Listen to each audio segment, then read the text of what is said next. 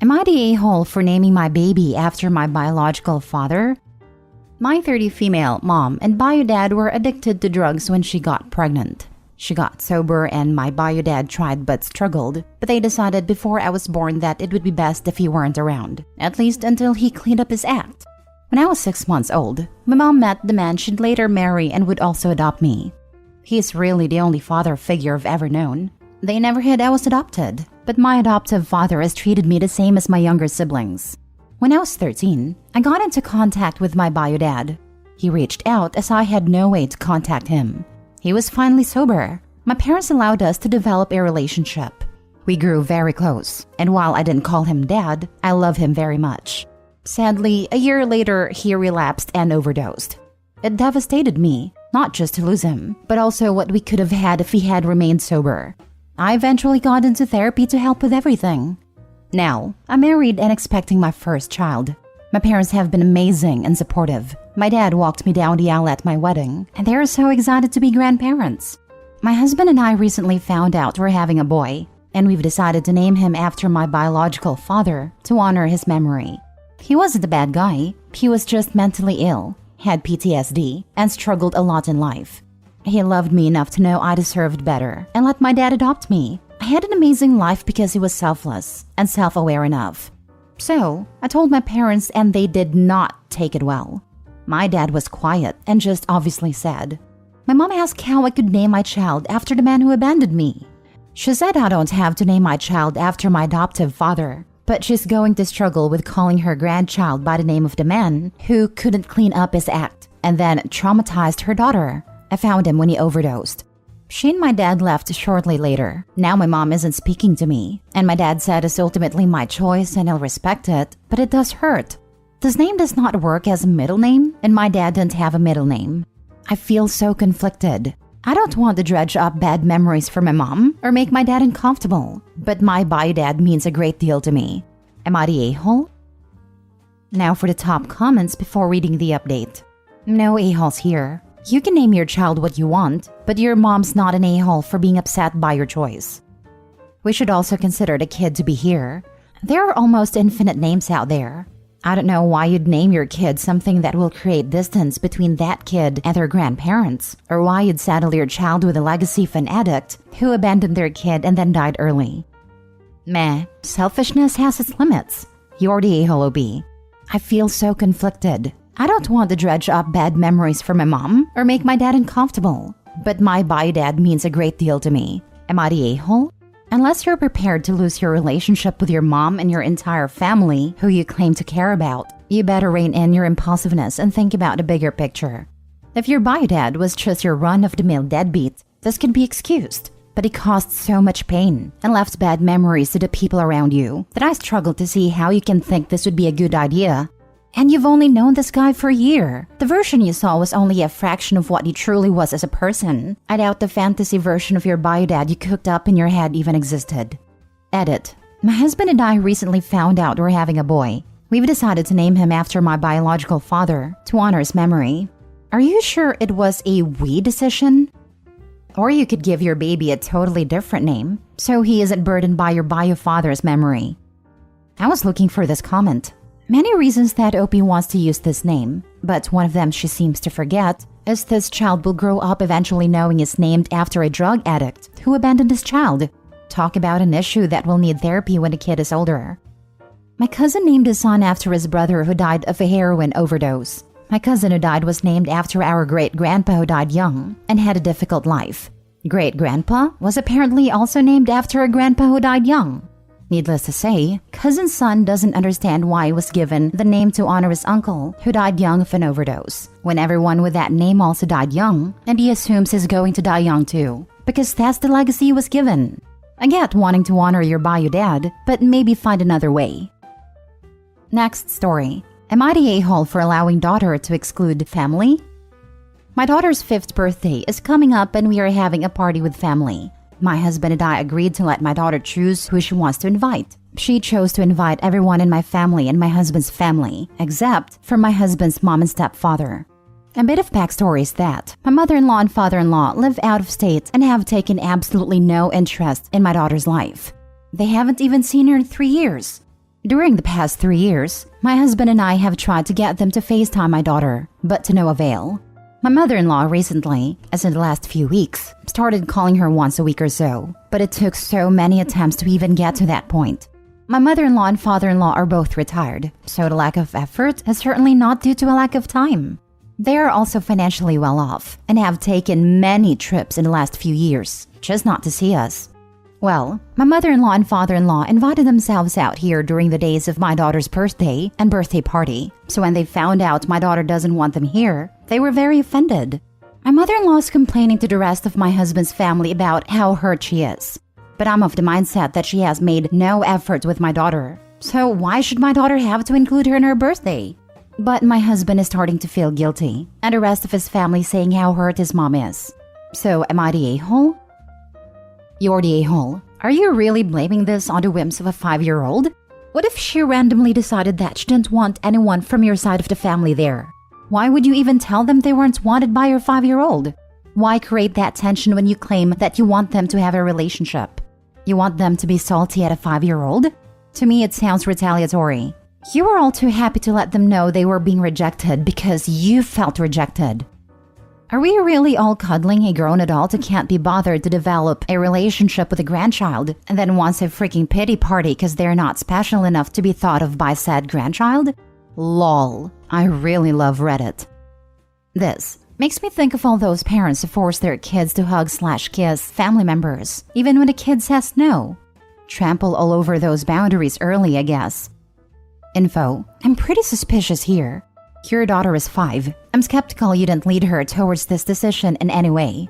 Did she make a list of people she wanted to invite and didn't mention them? Did you ask and she said no? Yes, I'd also like to know what the daughter says is her reasoning for not inviting them. If a kid says they don't want to be around someone, that should be respected. Does she have other reasons for being uncomfortable besides never seeing this person before? She's 5.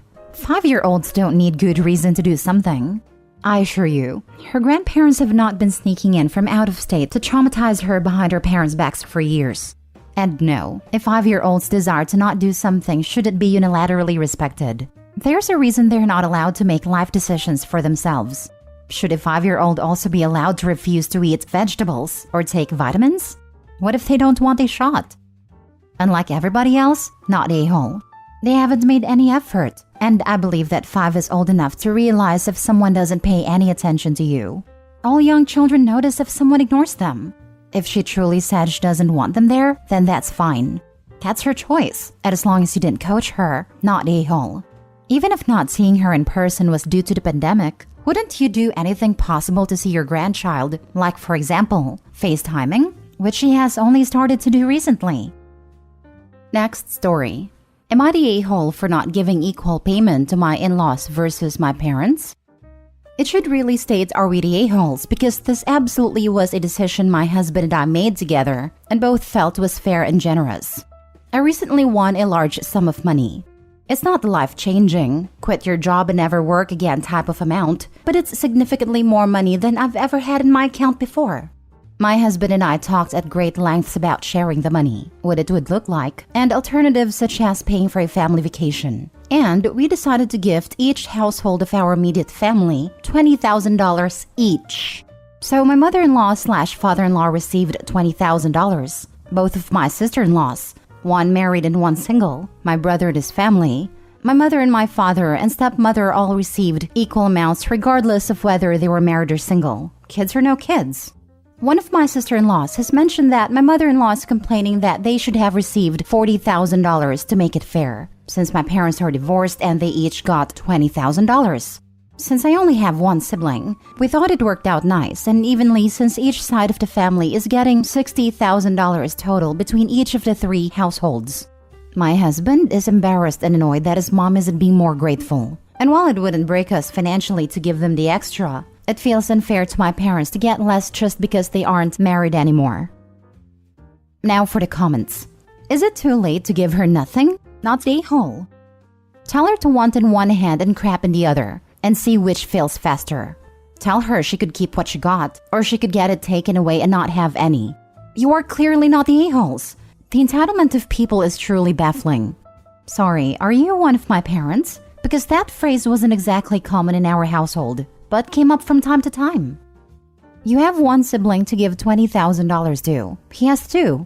As stated, each side of your family, yours and his, received $60,000. Not the a-hole. And your mother-in-law sounds ungrateful. Also, your sister-in-law should have never mentioned she'd said that. It was probably a private mother/daughter convo that wasn't meant to go any further. That's a good point. I never thought maybe it was a private venting that shouldn't have made its way to us. My mother-in-law and sister-in-law are notorious for sharing each other's venting to my husband, and then he starts bending over backwards to solve it. But nobody ever tells him anything directly. I always tell him unless the person has said something to him. His mom and sister are both grown women who can express their own feelings instead of having the other one interference. His life is much happier now that he doesn't jump as soon as one tells him the other's unhappy about something. Lol. They're lucky to get anything. I won the lottery, and each member of my family got a $50 Starbucks card. Haha, I'm starting to think that would have been a smarter idea. OP, you need to read a Reddit post about what to do when winning the lotto. It's such a good idea. I sold something I created for big money I was not expecting, and told no one. I followed the advice given on that post, and I'm happy to say I blew all the money on coke and hoops, and no one asked me for a dime. I would not give them a penny moving forward and limit contact. Not the a-hole. Last story. Am I the a-hole for not giving back a bike my cousin gave me for free because he thought it was trash? About a month ago, I got a free bike off my cousin, an old red beach cruiser of unknown make. I needed a bike because my last one was stolen, and I'm too broke to buy a new one. My cousin then told me he had an old beat-up bike in his parents' backyard, and I could have it if I wanted it. When I picked it up, it looked a mess. Covered in mud, rusty chain, nicked paint, dry cracking on the white sidewalls of the tires. There was even moss on it, but I took it anyway and thanked them. I got it home, cleaned it up, touched up the paint with nail polish, lubed the chain with WD-40, put new $7 grips on it, tightened the rear gear, cleaned most of the rust off any chrome, put on an aluminum kickstand that a bike shop tossed out as garbage, and it became my daily rider. The tubes and tires are still good, and I got it back on the road for less than $10. And honestly, I like it. Ride's a little bouncy, but a coaster brake is fun and it's simple and reliable. The problem is my cousin saw me riding it last week, and at first didn't recognize it as the same bike. It was so covered in mud previously that he thought it was rusted over. And now he says that I scammed him and that he wants $60 for the bike, or give it back so he could sell it. I refused and said he didn't want it in the first place, and I like riding it. Now he's calling me a jerk and telling his friends and family I've robbed him. The family are all on my side, including his parents, while his friends think I'm a jerk. But I'm the one who put the work into fixing his bike he gave me free as trash. And I'm the one who actually uses it, unlike my cousin. So I'm here of an unbiased opinion. Am I the a-hole for not giving the bike back or not giving money for it? Edit. Yes, I know WD-40 wasn't a permanent solution for the bike chain, and I will get a proper lube for it later. I only use it for the moment because I already had it on hand, and it loosens rust well, because it's made for that. I needed the chain working right away as I was already using the bike to go to work a day later. WD-40 is a stated penetrating lubricant, among other things. It's just not a steady lubricant because it dries out. The chain is working fine for the moment, and I'll get the right kind of grease/lube soon. Not the a-hole. If he wants the bike back, he should be willing to pay you money for the grips, WD-40, kickstand, and labor. I already had a WD-40, and the kickstand was free. The only things I had money into was the grips and dollar store nail polish. But it was still a day's labor to get it roadworthy again. Call a bike shop and ask what their hourly rate is for repairing a bike. Tell your cousin he can have the bike back, minus the cost of repair material plus the labor you spent on it. I guarantee that it will be more than $60, and probably more than he could sell the bike for. He doesn't get to profit off your labor for free. I know what the local bike shop's hourly rate is $25 an hour, plus the cost of the parts. Obviously not the a-hole. Your cousin is being ridiculous. He gave you a bike that apparently he thought was completely useless, and perhaps not even usable. And now that you fixed it up, he thinks you scammed him? What a joke. His friends are on his side because they are his friends, and because he likely didn't explain the situation fully or correctly to them. Don't worry about what they think. Exactly. The cousin is trying to scam and take advantage of OP. The cousin saw the bike as trash that got taken off of his hands. He didn't have to take the time or the energy required to discard it. Now that OP has taken the time to repair the bike and proven that it still works, the cousin wants to swindle OP to make a quick buck.